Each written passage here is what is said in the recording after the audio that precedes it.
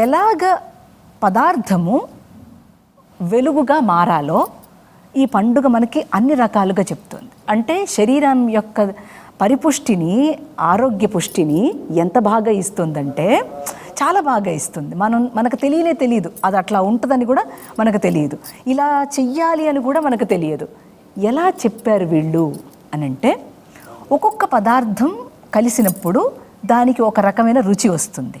మన నాలుక ఒక 6 రుచులు మాత్రమే తెలుసుకోగలదు, మిగతా రుచులు పెద్దగా తెలియదు, అన్ని కాంబినేషన్సే. ఇంకా దీన్ని ప్రత్యేకంగా 6 రుచులుగా చెప్పడానికి కారణం ఏంటనంటే, 6 రుచులు మన జీవితంలో వచ్చేటువంటి అనేక సందర్భాలు, దాన్ని మనం ఎలాగ స్వీకరించాలి.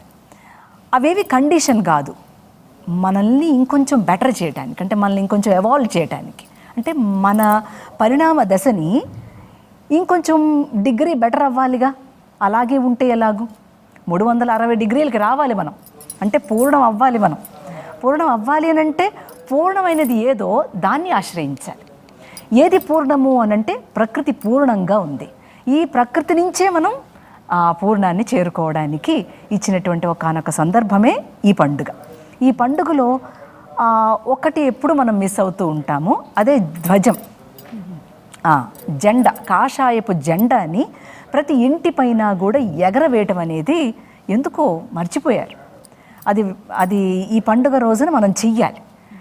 దానికి చాలా గొప్ప విశేషం ఉంది. ఎందుకంటే ధ్వజం ఎగరేసాము అని అంటే అది విజయానికి సంకేతం కదా.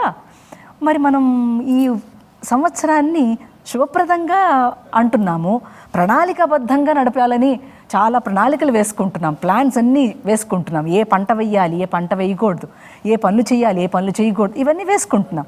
మరి విజయం ఎలా రావాలి అంటే ఒక ధ్వజం మనం ఎగరవేయాలి.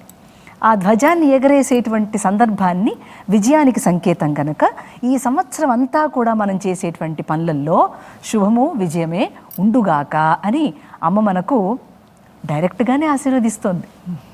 ఇది ఇండైరెక్ట్గా ఉంది. చాలా బాగా